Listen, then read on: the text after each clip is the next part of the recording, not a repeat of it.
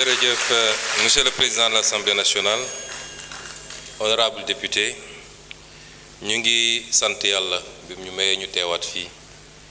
ci daje bu am solo bi di daje askan wi di leen souhaiter yéen ñëpp kenn ku nekk ci diineem kooruk jàmm koor gu ànd ak barke ak jàmm yàlla ñu nangu monsieur le président séance bi am na solo gis naa ni assemblée bi c'est presque au complet c'est une bonne chose pour la démocratie suñu vis-à-vis yi nag ba ñuy ñëw ci xare bi dañu yóbbal nee nañ cooki bi warul am cloche ñun ñëpp nañ ko rafetal donte Maroc may dalal xel yi ni Maroc lañ ca war a def yëpp def nañ ko son excellence président de la république li mu waroon def ak naataangoom def na ko man mii li ma waroon def ak sama naataango premier ministre bu Maroc def naa ko ministre des affaires étrangères def na li mu waroon def ba ci ministre de la justice ñu nemmeeku nag ni mbir mi dafa mel ni dafa weesu mbirum sport ndax mbir dañ koy wax ñu koy ñaawlu di ko naqarlu ndax diggante ñaari réew yi bu dee liñ ci wax moo ci am waroon na demee neneen ndax sport ak passion ñoo ànd ñoom réewu Maroc defe naa lu yàggul rek ci Jeux olympiques yi passé seeni supporters envahir nañu ab stade fële ci France ba ñu arrêté match bi lu mat 2 heures de temps ba bi ñu koy reprendre en huis clos la woon te dégguma ñu ne tëj nañ leen fa ay kaso ay 1 an ak ay 6 mois mbir mi ni mu doxee rafetut ci diggante ñaari réew yu am relation yoo xam ne ñëpp xam nañ ko. L'histoire retiendra parce que wóllëre koy fay foofu laa ci mën a yem la ca des nag nuñ koy gérer bu dee mbir mi niñ ko doxalee ba léegi dëppoowul ak li nga xam ne mooy procès équitable est-ce que jar na sax ñuy def ay appel wala lu ni mel madame la ministre de la justice liggéey na ci waxtaan ceeg man waaye waxtaan ci surtout ak son excellence le président de la république mu jox ko ay ndigal bu dee ñoom ci li nga xam ne mooy seen sañ-sañ rawatina kilif réew ma toog nañu def seen grâce wa salaam alhamdulilah bu nu ko deful it am na accord yu ñu lié ak ñoom ba nga xam ne ku ñu jàpp ci réew ba ca des réew ba ñeen bi am na sañ-sañu demander à ce que ñooñu ñëw purger peine ba ci seen réew kon loolu dinañ ci dox nañ ci def liñ ci war a def loolu la président santé mu des nag yu mel nii bu amee ñëpp dañ ko war a gérer ak tey ak dal parce que gis naa sax ay manifestation am naam naqar am na ci ay njaboot waaye ñu fàttali ni réew mu nekk dafa am souveraineté ci réewam nun du ñu jël ay bazooka dem Maroc xeex ak ñoom ne leen ni ngeen àttee du yoon wala libéré leen suñuy nit fi may wax ak yéen témbe am na ay doomu Maroc yoo xam ne ñi ngi fii ci suñuy prison gën saa gàtt lim nañ ci juróom benn yoo xam ne ñi ngi fii ci ay prison au Sénégal te waa Maroc mënuñu ñu forcer ñu baleen réew mu nekk dafa am souveraineté ñu nangul ko ko kon yooyu bu amee nañu xam ni ñi war a def nañu lu ñu war a def yépp te nañ ko continuer def bu soobee yàlla ñuy masaw nag famille yépp te ci liñ ci xam ñu ci bari ci ñoom ay borom kër lañu ci fan yi wala ci semaine bi dinaa yónnee ci turu gouvernement bi ay ndimbal ñu jàppale seeni njaboot ci weeru koor gi laaj nañu ci li jëm ci UCAD defe naa ministre wax na ci lim ci war a wax yépp waaye ma dellu si ci incident yi Sénégal léeg-léeg dañuy doxee émotion te réseaux sociaux yi xaw ko yóbbaale ma wax ni li xew UCAD li ma ciy njëkk a wax mooy jaale mbokk suñu doom jooju nga xam ne bakkanam rot na ci di leen ko jaale bu sori ci ñun ndax ku xam suñu digganteeg nit ak suñu digganteeg rawatina suñu digganteeg jeunesse bi xam ni lu ñu méttee métti la bakkan dafa foor ñu leen koy jaale keroog ni ñu yónnee gouvernement bi ñu dem fa nun nii dinañ fa doxantu di ñaan yàlla yërëm ko te jéggal ko. loolu weesoo nag réew dañ koy gérer ak beaucoup de retenue, mais également avec beaucoup de sérénité. ñun ay fan balaa mbir mi di am jot nañu ay bulletins de renseignement yi ñu wax lan doon lañu waaj biir université bi du étudiants yëpp nag lenn la te étudiants yu ndaw ndax mouvement de foule mouvement de masse fu mu amee rek dañuy yóbbaale ñu bëri ci seen gëm-gëm ak cause bi ñu jàpp ni moom la ñuy défendre, mais mu am ci loo xam ne da ciy rax ñu yëg nii ñenn ci ñi nga xam ne ñoo jiite mbir mi lañ doon bëbët mooy taal bibliothèque universitaire bi taal restaurant yi jël provision yi lañ tuddee waajal koor taal kurus bi ak yeneen ak yeneen. loolu réew mu responsable ay kilifa réew ma yëg ko duñ ci banque seen yoxo di seetaan ci laa woo le ministre de l'intérieur ne ko jël leen seen matuwaay yépp jaratul ñuy fàttali ni campus universitaire campus social bokkul ci franchise universitaire yi. ministre bi wax na ko, c'est un quartier comme tous les quartiers de Dakar. État bi war fa assurer la sécurité ci laa wax ministre bi jëleen seen matuwaay dem leen ngeen anticiper ba loolu ñuy wax bu mu am. kon bu doon dañ ko war a defaat tey ma def ko ndax duma seetaan ba ñu lakk lépp ñu ne nañu tabaxaat lépp. loolu mooy suñu responsabilité rawatina nag su dee dañ ko teg ci revendication yoo xam ne ma wax ko waxaat ko fii étudiants yi suñuy rakk lañu, suñuy doom lañu, jàmm lañu séq ak ñoom, cofeel lañu séq ak ñoom ñoo tax ñu bàyyi lépp ñàkk lépp ñoom ak yeneen ndaw yu nekk ci feneen kay bay kay ambulant ka nekk ci Jakarta bi ka nekk ci sport bi ñoom ñépp ñoo tax ñuy sonn. waaye njaboot boo ko amee doo ko topp ci lépp lu mu bëgg. man ñàkk carte électorale wala am carte électorale benn la ci ma duma topp kenn ci loo xam ne bëggu baaxul wala mënuma ko wala lalul ci dëgg loolu duma ko mus a def. nit ñaa ngi naan dialogue musuñoo tëjal suñu buntu étudiants yi. ministre bi ñaata rencontre la def ak ñoom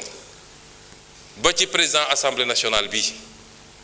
réew mi nag ku jóg yëngal rek ne premier ministre bëgg a dajal tout de suite wala président de la république du doxee noonu.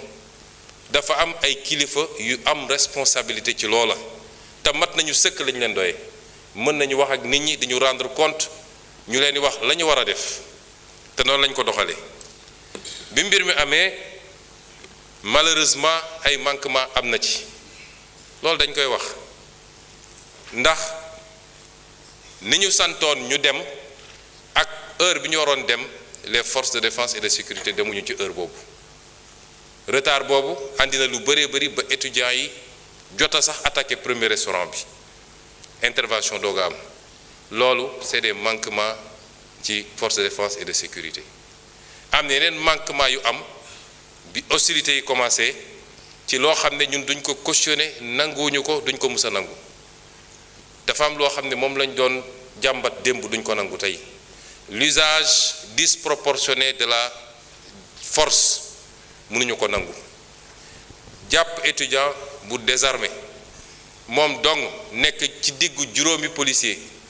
fukki policier ñu lay dóor di la wéq loolu santuñu ko kenn bokkul ak maintien de l'ordre. les biens matériels ay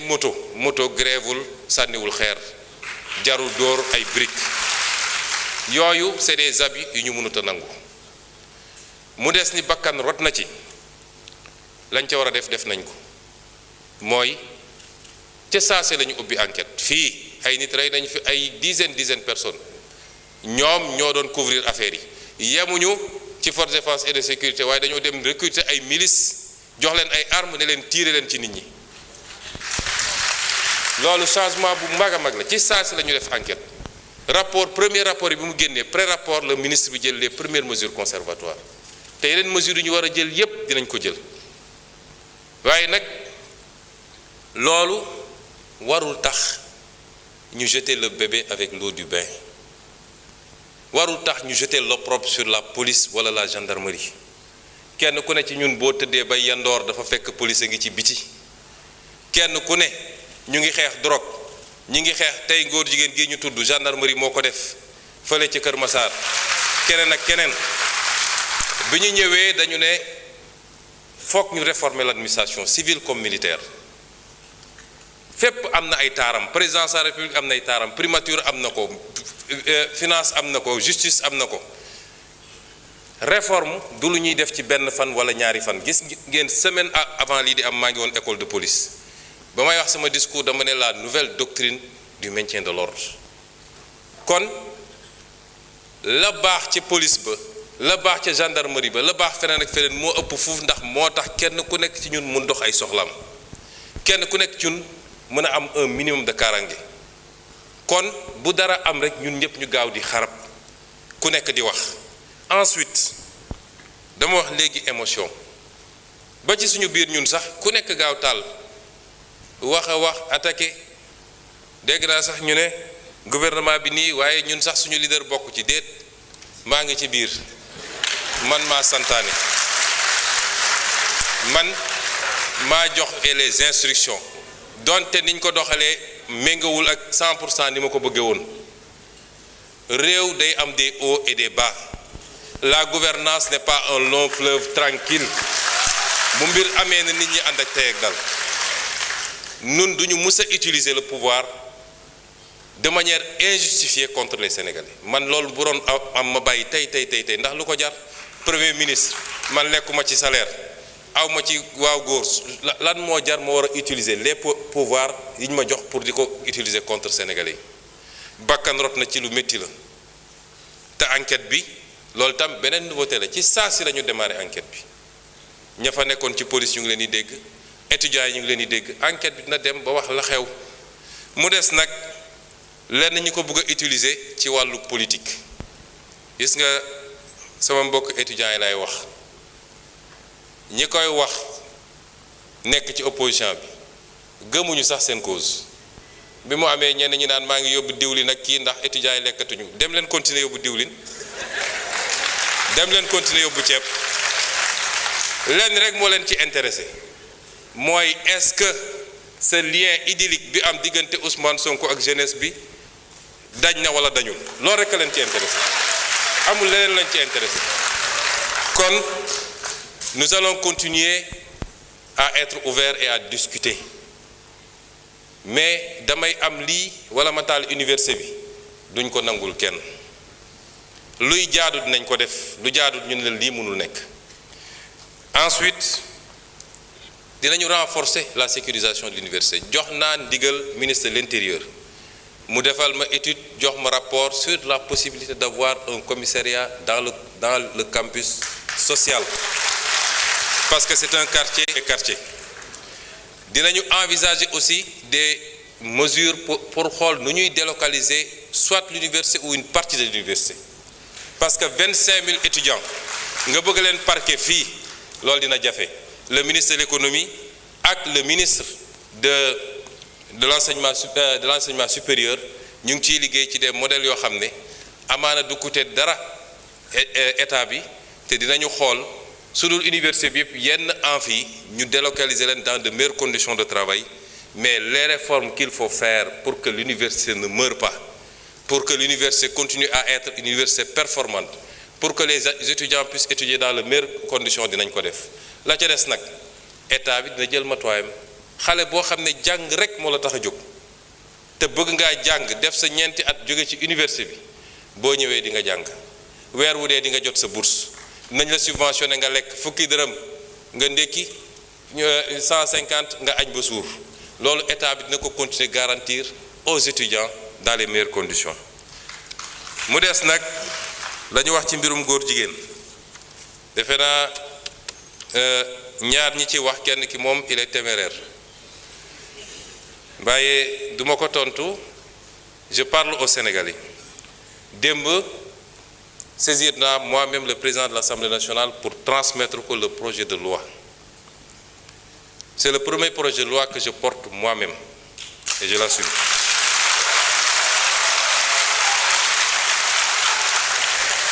dañu wax ni li tax criminaliser ñu ko loolu ñi mu intéressé woon ñu koy xeex mën nañ ci waxtaan ku mu intéressé wul woon démb tey amoo droit wax ci tu es disqualifié ñooñu mu intéressé woon nag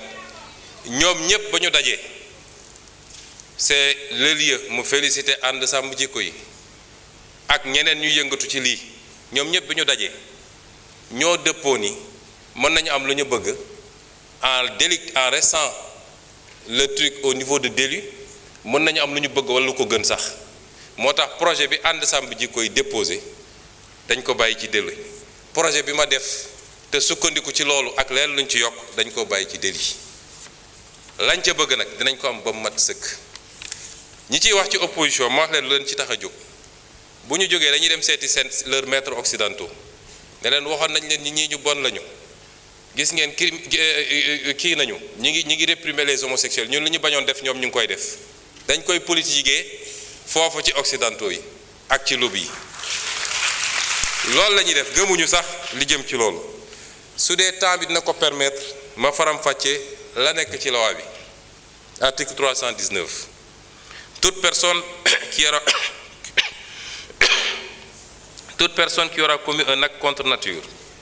sera punie d'un emprisonnement de 5 à 10 ans, donc, et d'une amende de 2 millions à 10 millions de francs. Loolu la ñu wax sans préjudice des autres peines. Si l'acte est commis avec un mineur, le maximum de la peine sera prononcé. Ñu ne le juge ne pourra prononcer le sursis, ni réduire l'emprisonnement au-dessous du minimum de la peine prévue à l'alinéa 1 du présent article. loolu verrouillé nañu juge bi ba moom ci boppam mënatul bàyyi nit mu dem ni mu tuuti 5 ans yi dina ko wax ni mu tuuti kon loolu soxlawoo criminaliser pour am ko ñu teg ci ni tout acte sexuel ou à caractère sexuel entre deux personnes de même sexe constitue un acte contre nature ñu définir ko mësuñu koo définir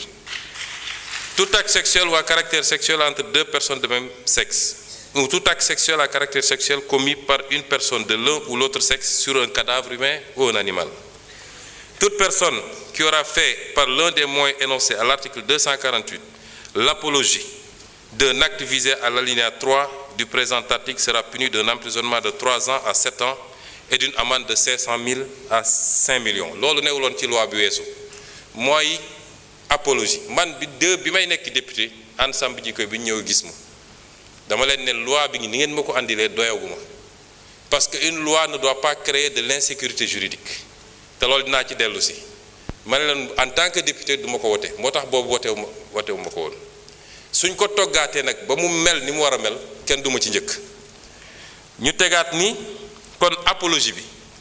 ñay def la ñuy def dugg ci internet bi wala góor yi daje sol seen marinière def seeni truc am na ku ma ne ndax taaje boon bokk na ci loolu la ñu wax ne loolu bokkatuñu ensuite ñu ne constitue l'apologie d'un acte contre nature toute représentation publique par la parole, l'écrit, l'image, le geste, le son ou par tout autre procédé quelconque tendant à promouvoir l'homosexualité,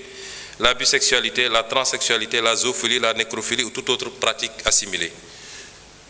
foofu dañu am na ñu jàpp ne dañoo def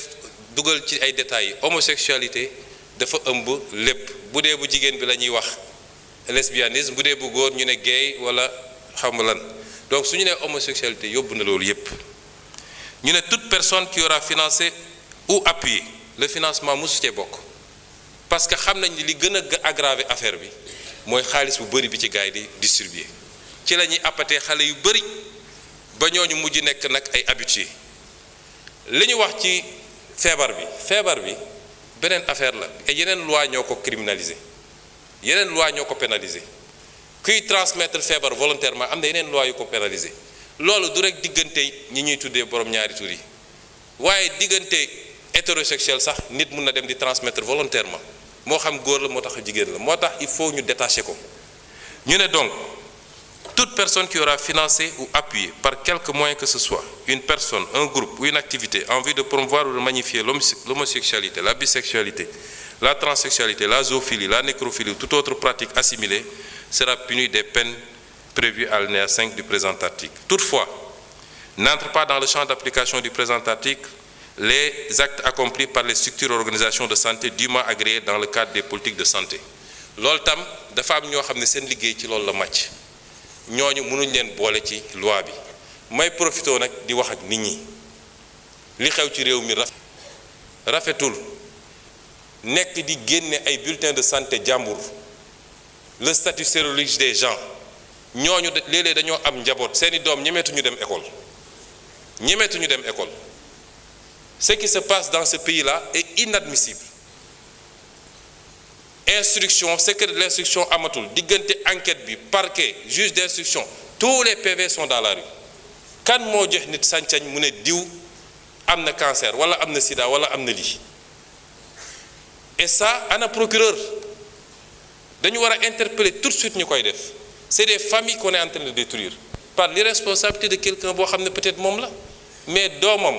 il n'a pas demandé ça léegi bu demee école ñu ne kii papam moo dafa am sida est-ce que moom amul sida au nom de quoi on le fait ak ñi nga xam ne dañoo jàpp ni ñoom la yàlla wàcce pour ñoom ñu wax ci lii ñoom dong am na ci ñu jàmbaar macha allah am na ci ñu ëppal moo tax am na ci kenn koo xam ne bi ma déggee ñu ne jox nañ ko sécurité dama ne ministre de l'Intérieur dama jëli sécurité bi parce que kenn sant ko muy génne ay liste di joxe ay turu jàmbur nañu waxante dëgg lii c'est une prérogative régalienne état ak ses structures ñoo koy gérer waaye xam naa liste beeg te suñu la nee andil preuve doo ko andil loolu tegul fenn nañu bàyyi loolu ñu teg ci ni les personnes déclarées coupables des infractions prévues par le présent article seront privées des droits énumérés à l'article 34 du présent code pour une période de 10 ans à compter du jour où les peines principales sont devenues définitives. On parle ici de perte de droits civiques. Toute personne, moi je me donne wax léegi, qui aura dénoncé par l'un des moyens énoncés à l'article 248 l'un des actes prévus au présent article sans en apporter la preuve sera puni d'un emprisonnement de 2 à 5 ans et d'une amende de 500 000 à 2 millions. Parce que nous permettre aussi du rek dénoncer sans preuve mais jóg nit romb la nga ne gis naa loxo bi daf koo damm nga dem naan damay dem këram boo ko defee yoon dal sa kaw ñu ngi leen di gërëm di leen sant. Vous avez 2 minutes de plus, monsieur le ministre. Il vous reste 2 minutes, hein? Ah, il vous reste 2 Ouais, c'est 32 minutes.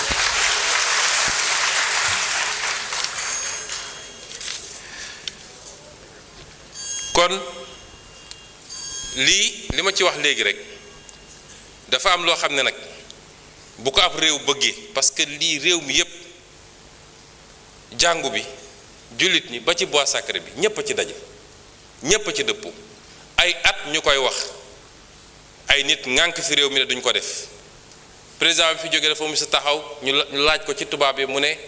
c'est un fait de société ci laa ne woon c'est pas un fait de société parce que boo ko delloo ci société bi régleel ko boppam mooy ku nekk jóg ne maa ngi koy faji la société c'est l'État avant tout donc État bi moo war a jël responsabilité te bañ cee ragal nag te loolu ma ciy lancer un appel aux Sénégalais bañ koy présenter keroog ci benn bërëb dafa am kenn ci kilifa yu ñu liggéeyal ne le moment n'est pas bon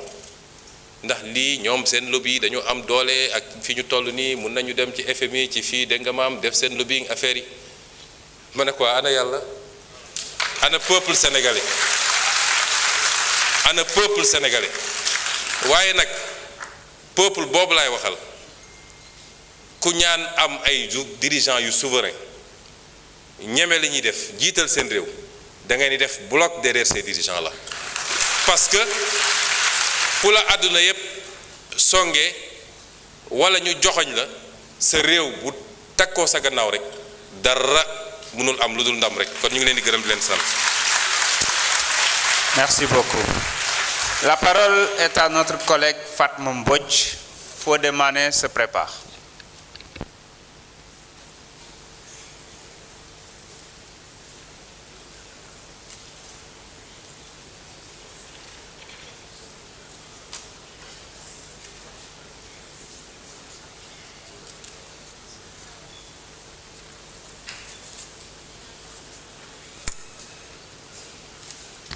Bismillahir Rahmanir Rahim. Assalatu wassalam ala khair rasoul. Merci beaucoup, Monsieur le Président, Monsieur le chef du gouvernement, Mesdames, Messieurs les membres du gouvernement, mes chers collègues. maa ngi leen di wax asalaamaaleykum di nuyu mbokk yi fi teew yépp presse bi ak mboolem askanu Sénégal